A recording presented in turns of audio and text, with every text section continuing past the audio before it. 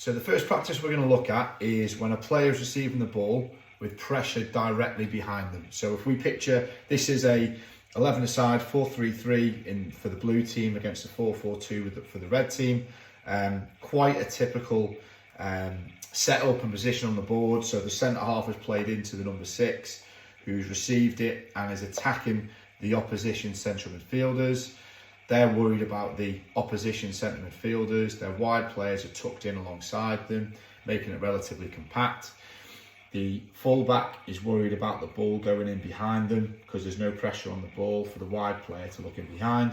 And so the number 9 is looking to receive it in between the opposition midfield and the opposition centre halves, receiving a pass, but obviously that's going to mean they've got pressure on them from behind from the opposition centre half. So we're going to have a little look at what sorts of things the blue player, the number 9 in this situation, needs to be aware of to receive the ball successfully with pressure from behind, and what things they might do before they receive the ball, as they've got the ball, and then after they've received the ball. So that's the practice that we're gonna show you now. Another situation where this might occur is if pressure starts to arrive on the 6, the opposition centre midfielder is applying pressure. Perhaps they feel they can't play to the centre forward, so they're going to play into this player. Again, pressure is coming from behind. What things can this player here do before they receive the ball, as they receive the ball, and then after they've received the ball to be able to escape the pressure of the opposition player? Or, likewise, the player here might play into their wide player. As their ball comes into the wide player, pressure is coming from behind from the fullback. What sort of things can this player do before they receive the ball, as they receive the ball, and then after they've received the ball to escape the pressure from their opponent?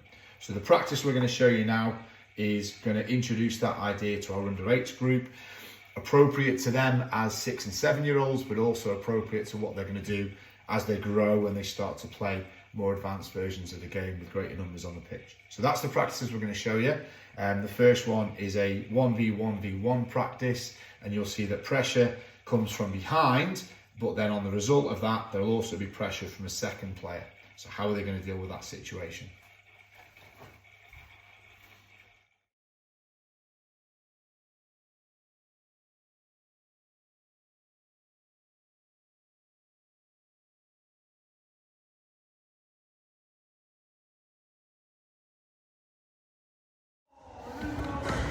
Find a way to escape. Well done, Javi. Find a way to escape.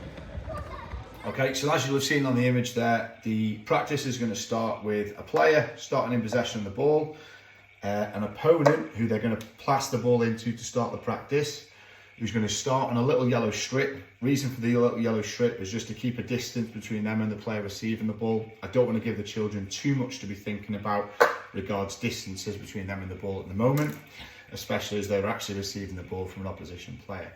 The opposition player is going to play the ball into them, and then this player, all they need to do is receive the ball with pressure coming from their opponent from behind and look to escape out of one of the gates.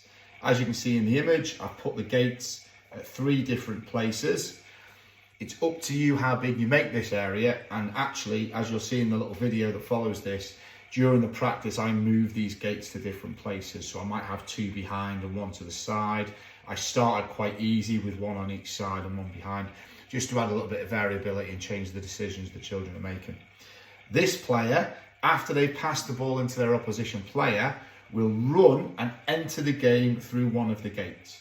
It's up to them where they look to run through, but it does create a different problem for the blue player receiving the ball. If the red opposition player starts this side and the red that's passed the ball runs to this gate, that might well be a trigger for the blue player to spin and attack the gate that's freest behind them. Or they may use this player as a decoy. They may step that way with the ball, encourage the opposition player to move round to this side, and then use some sort of different turn and twist to get away and escape out that way. So the practice is all about giving the children different things to be aware of to find ways to escape. And if we go back to our 11-a-side game, or back to our bigger game, what does that look like?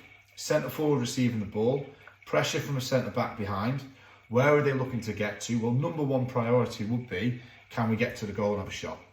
Number two priority would be, can we escape to be able to play into a wide or advance with the ball sort of situation? And then obviously the third option is to come back with the ball. But we want to encourage our players to go forward and be as positive as they can. So that's the basis of the practice. This player, after they've been the passer and the supporting defender, they move in to become the attacker. This player becomes the defender, and the defender becomes the passing player.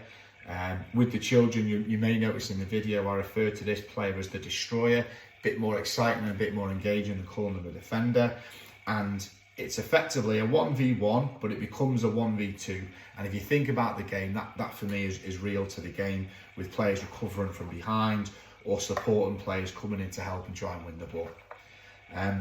I'll put some questions that I might pose to the children on the slide so that you can see that. But this is my introduction that I'm using with the children to playing 1v1 and dominating 1v1s.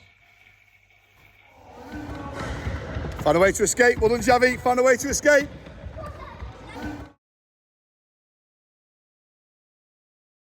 Find a way to escape. Well done, Javi.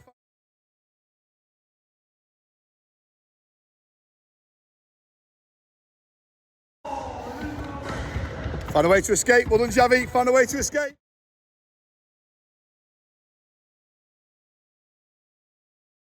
Way to escape. Find a way to escape. Well done, Javi. Find a way to escape.